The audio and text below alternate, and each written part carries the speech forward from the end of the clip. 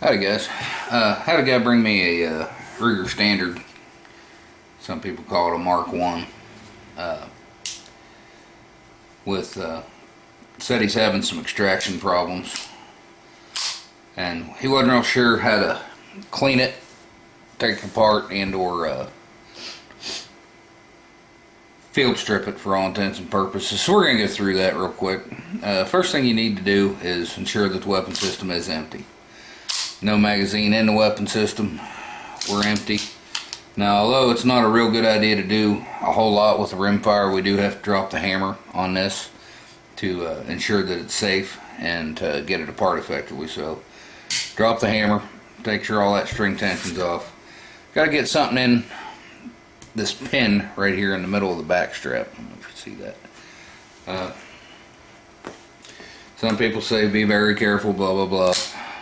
Pocket knife works real good. Get up under there, you gotta pull that pin out.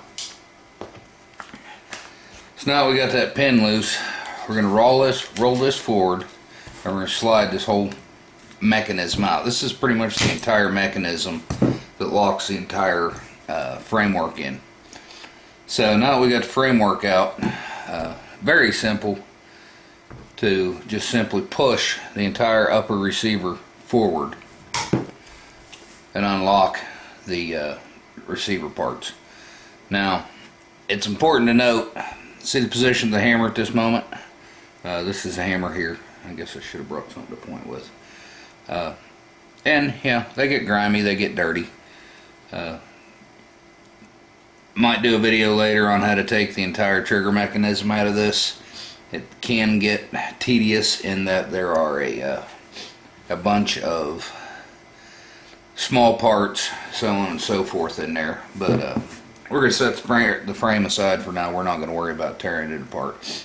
Pull the bolt out, grab it and pull it. It'll slide right out. Inspect this chamber a little bit. Chamber looks alright.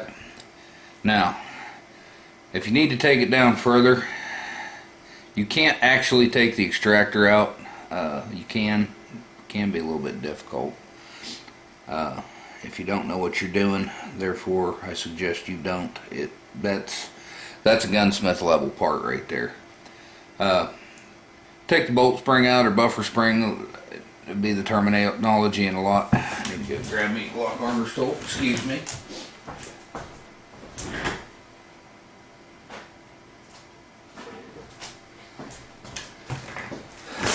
Glock armor's tool is an effective tool for multiple reasons. It's conveniently the same.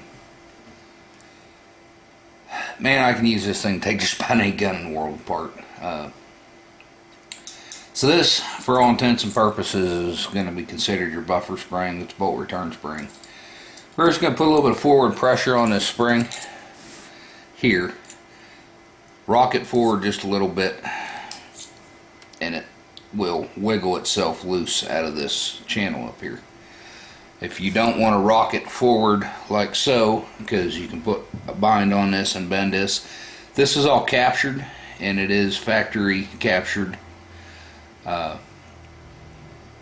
It's detented, or whatever you want to call it, so it doesn't, you can't take that apart. If you're going to take your firing mechanism or your firing pin out, which firing pin will be this, get that in there. Your firing pin is going to be this separate set of steel there in the bolt. You got to press this little pin here out. So we're going to just press that all the way out. Our firing pin will now fall out. And then there is a spring down in the bottom of this that you can take out. If you do take it out, it's essentially built like a spoon. The spoon's going to go down.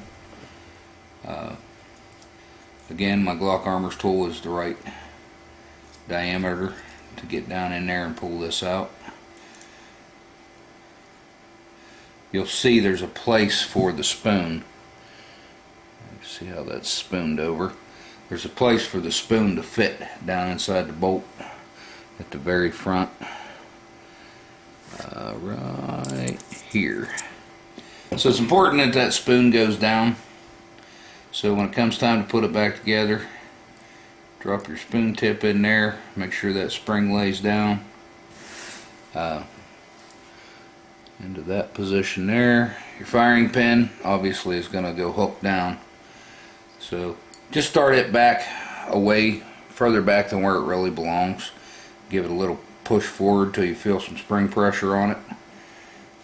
You'll see when your hole lines up, press your spring or your retaining pin back in there, center it up on both sides. It should be real loose. Obviously your buffer spring or your return spring is rounded on one side according, the way the bolt's rounded. That needs to fit as to where it rounds. You don't. I gotta bring me one. Couldn't get it back together. I don't know what I did. That's what he was trying to do. And build himself a set of wings on there. No, it's not. And it will. The bolt will go back together that way. It just won't work. Couldn't get it back in the gun. Couldn't figure out what was going. Now we're going to take this spring, line it back up accordingly on our bolt face here, and that just pushes down in. Now when you're ready to go in your bolt, after you clean all that up, if you clean all that up, which make him clean it up later, it's important to note your extractor needs to go to the ejection port side of the gun. So if you can't remember how to get it back together, this is the extractor right here. This is the part that throws the casing out, so obviously it's going to need to go to the ejection port side of the weapon system. Another easy way to remember that is, well, the spring goes up. So you're going to slide that back in there. I don't know if you're going to be able to see this in here. So can you see this little piece of steel? Alright, there's a little piece of steel right here that's part of your extraction system. Got an ejector and an extractor. One pulls, one pushes. So it's important that you just don't cram this in there and get it off the line. There's a groove that's made to run in. I don't know if you'll be able to see it in there or not. But it's important you don't just cram it in there and break it. I have seen that. So once you have it to that point, again, it's important to remember, it's important that our hammer is in the up position. How I always like to line it up is, you can see this part of the trigger bar here. I always just make my hammer match that back side of that trigger bar. That's how I know I'm in the right position. Drop your hammer up into the slide. Now you're going to just push back on the barrel until you feel it kind of lock in. Now this is where people start to have problems, because they won't get that front lug down snug. So you really need to kind of apply pressure until you move it back. Make sure that the front side of the weapon system is, you can't just pick it, rock it up off. Now there is a spring. It's kind of reminiscent to the trigger bar on a 1911. Sorry, it's not a spring. There's a little dangly rod inside here, and you're not going to be able to see it or hear it from there.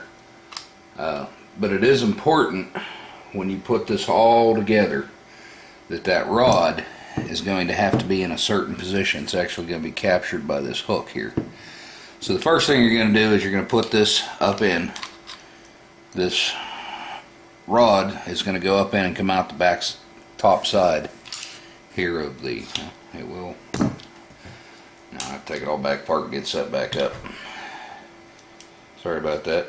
If you rock your hammer to the back and it locks, it's locked like in spring pressure, just press the trigger and it'll pop back up. So if you rock it back and it won't go, just press it, let it get back up there. I let my bolt come forward and I shouldn't have, or my bolt go backwards and I shouldn't have. So drop that in there to where all the locking lugs will line up, press it back. Now I need to hold it.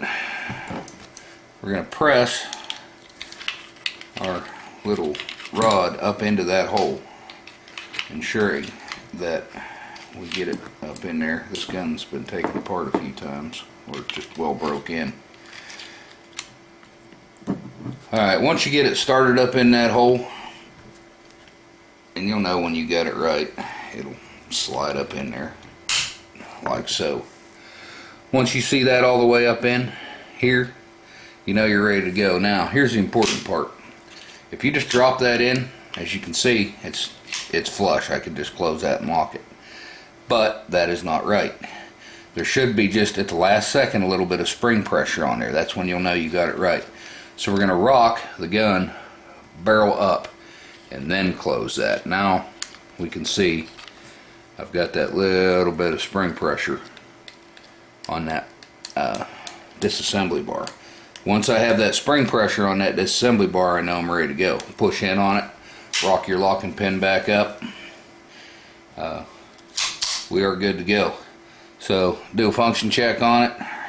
Gonna again check to make sure it's empty. Let the bolt go forward. Press trigger to the rear. Hammer should fall. Once doing that, you're going to hold the trigger to the rear. So hammer dropped, holding the trigger to the rear. Cycle the weapon system out. Let it forward. About halfway, you should hear a metallic click, like so. Now we press the hammer or press trigger again. Bolt's going to fall again, like so. We know we're back operational. This is a standard. It does not have a slide lock on it. There is no difference. I've been always told it's called the standard. Some people call it the Mark 1. This is the original version of the Mark series pistols. 2245, very similar. The Mark 2, the Mark 3, very similar.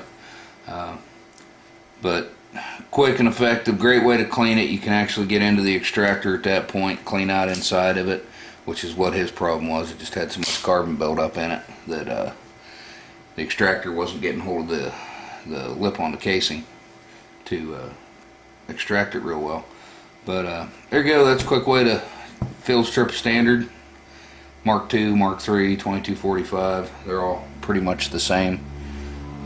If you can't watch this video and understand how to take down a Mark II, a Mark III, or 22 to 45 based on the original design concepts of the standard, you shouldn't be taking your guns apart. You need to get a professional to do it and pay them. There is a lot inside the frame on the trigger mechanism for a standard. It's not very complicated. It's a very simple weapon system. However, it is very item specific, and it is you need to know what you're doing before you start taking that apart. So if you're going to watch a video and try to take the entire trigger mechanism apart, and I may not even do a video on that just because of that. There's always somebody who tells you it's your fault they broke their gun. If you're not prepared to be, buying springs that you could possibly lose, it's probably not for you. So appreciate questions and comments. If you get one taken apart to the point where you can't get it back together, especially by watching this video, put it all in a box, take it to a licensed gunsmith or a professional gunsmith, have them do it for you. Big thing, always make sure your weapon is safe, make sure it's unloaded before you start tearing things apart. Appreciate you watching. Have a good day.